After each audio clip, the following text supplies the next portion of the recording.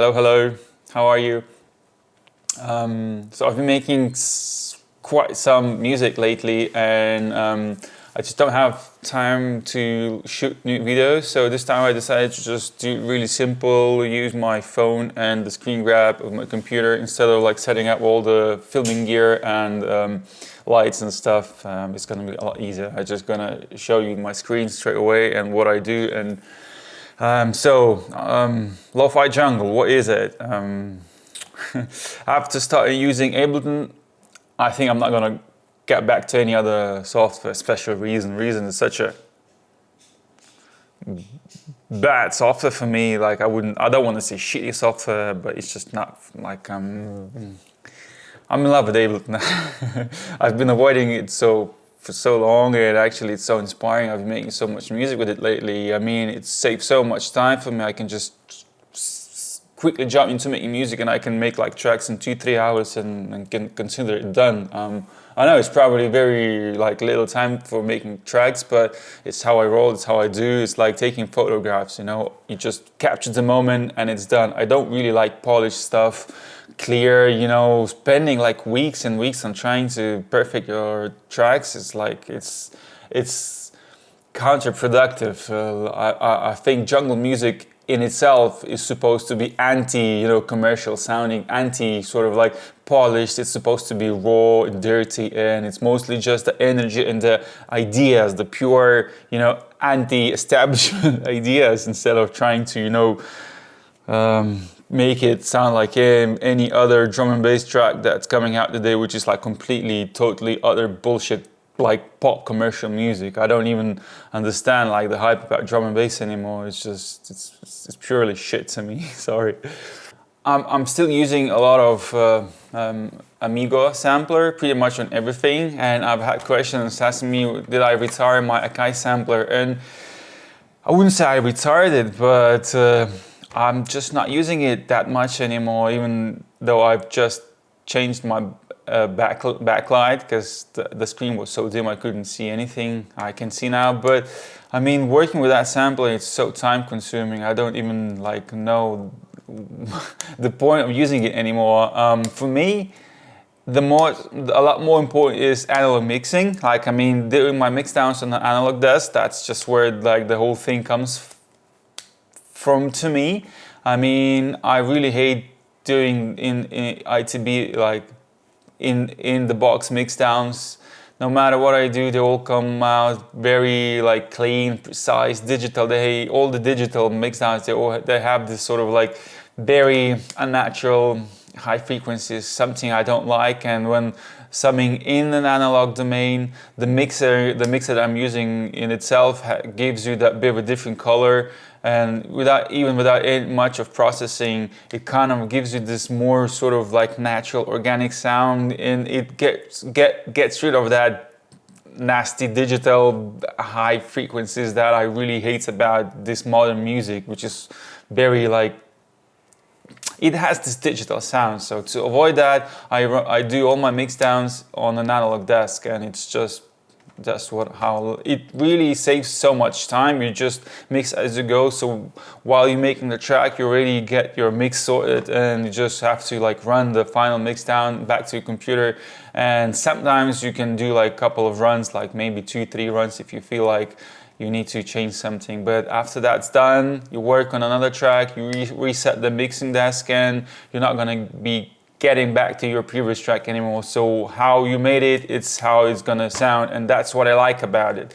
Because otherwise, if you're stuck in a box, you have unlimited options. You can always come back to that, and you can sit on a track for too long that you can literally makes you vomit after like listening to it for too many takes. I like my music to be surprisingly. I make it quick, and I like to make it quick because after I made the track, I still feel like it's, I haven't listened to it so many times that I'm still, enjoying the track. What else? What I really like to do, since I'm working with Ableton Lite, which only gives you 8 channels. I need to upgrade to proper one just so could have a little bit more than 8 tracks. But even in my case, if I'm limited to 8 sounds, pretty much 8 tracks to work with, 8 channels to work with, my whole focus then goes to track arrangement, and I really like things that are always changing. Like in my case, I try to change things every 8 bars. So 8 bars, something changes. 8 bars, something changes. New music, new arrangement, new drum programming, new bass riffs, new melodic riffs, and that's how I get myself interested in my process. Another thing is, I do music for myself. I really don't like 99.5% of the music that's out there, especially jungle and drum and bass. A lot of it is just all the same. They all sound the same, made with the computers, using the same plugins, same like techniques, and it always sounds the same. So for me, I make my music in a way that I want to make stuff that I'm not hearing anyone else doing it. So I make that for myself to begin with. That's why I use the analog gear and stuff, because I know that it adds the certain elements to the sound that I'm just not hearing in other people's music, and that's why I think 90s were so much more interesting, because every producer had their own individual sound, mostly based on the choices of the equipment they've used, as opposed to today everyone's using exactly the same gear, not even gear, exactly the same plugins, the same ESTs for basses and processing. So you end up with having exactly the same sound. You have like 100 producers making exactly the same track. Like fucking boring and not interesting. So that's the reason why I don't really like modern drum and bass and modern jungle. And I think that it's very, very, very important to experiment, to keep experimenting. I think everyone is settling down into like this very, very comfortable, tried and tested formulaic style of music, but you're not giving any new ideas through your music, because all you do is just exactly the same thing over and over and over again. And you take like many producers, and you're gonna hear one and the same thing, the same drum programming, the same bass programming, and there's not much else left to the music. I mean, I like to at least keep more musical elements in my music, like more pads, more jazzy sort of situations. But enough of me talking. Like I always want to make simple videos, and I end up talking a lot. My session is pretty simple. It's all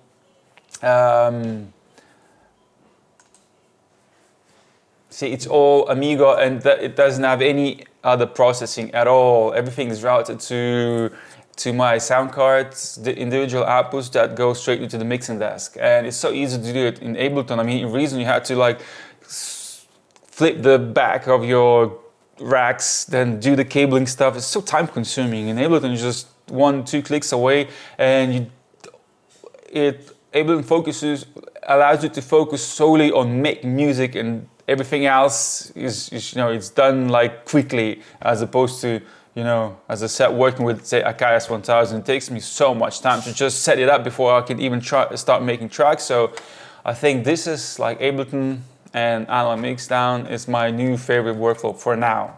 I'm not saying I'm retiring Akai S1000 completely, but for now it just sits over there unused, and that's how it is. It's not about the gear to say, but about the environment and the tools that allow you to realize your ideas quickly. So the current workflow, Ableton, Amigo, and analog mixing is my favorite workflow ever. So the track comprises of, as I said, only eight channels of stuff. I've got the channel 2 a breakbeat. Oh no, where is my breakbeat? What's that? Oh, channel 1 has the breakbeat. That's all the chops.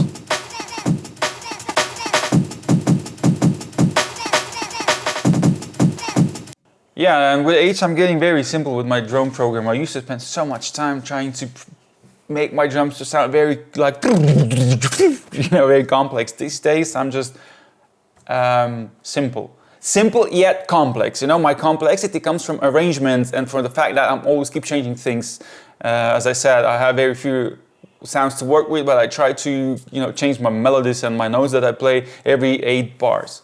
So channel 2, I've got the Roland GB 1080 running the house percussion preset just for the hi-hats.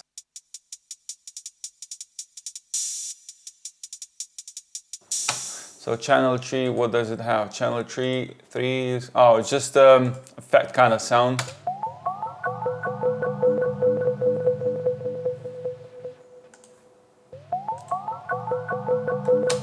Yeah, nothing special, just a textural kind of background noise to add to the drums and stuff. So channel 4, I've got, what do I have?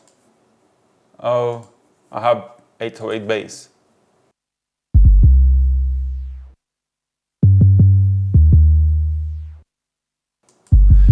And yeah, when I play my notes, I always play with my hands. I don't draw with a pen like the basses and stuff. I actually play the keyboard because this is how I get into groove a lot easier. And plus, you know, I can play. I have this hearing. So I think that everybody who's making music should learn how to play the keyboards. Because another thing I want to say about like this modern music production. The lack of being able to play keyboards, people compensate that with like very fancy sound design and fancy mixdowns, and at the end you got just great sounding sounds, but not really much of music, and I miss that. There's literally, if you listen to the 90s drum and bass and jungle, there's so much jazz samples, so much music going on in those tracks, and in modern tracks, no music, just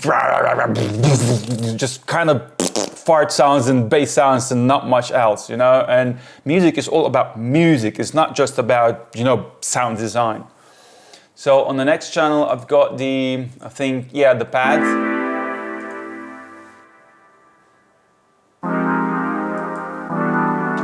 This is from my Akai pads that I made with my Quickwork. Yeah, I like to use my own sample packs for myself because just that's why I do them. Channel 6 has an aim and break, which also has a programmed phase automation, just to give it a bit more of a you know, kind of effect.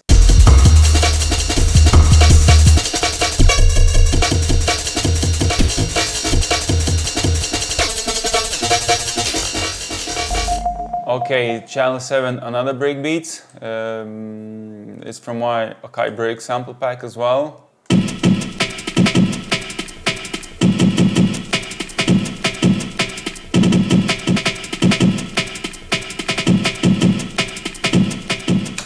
Also, another thing that I like about Amigo is that when basically it works as like Fruit Loops as well, because I've used to use that for making my breaks.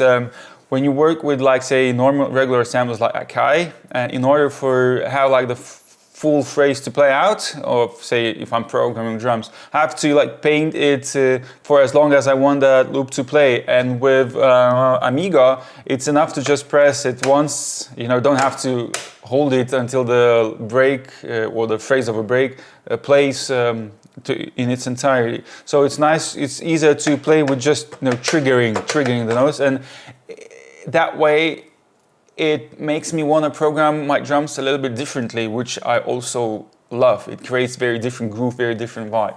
And I felt like this track was missing some sort of textures. So I found this regular loop that I've sampled from a cassette tape, and I put it underneath of everything.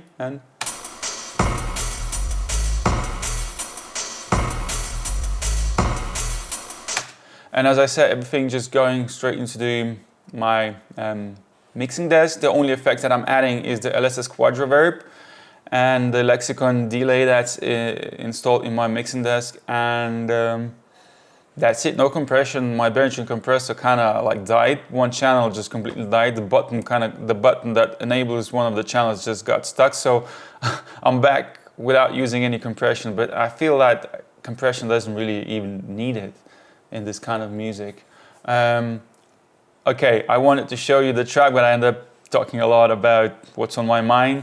And for now, I'm done with the talking. I'm just gonna run the track and enjoy the track And yeah, I've got this like whole new album of this sort of lo-fi jungle, alongside with a couple of new albums on the different genres and probably different monikers. But I'm gonna make a separate video on that. So enjoy the track. Don't forget to leave the comment and share. And generally have a great day. Bye.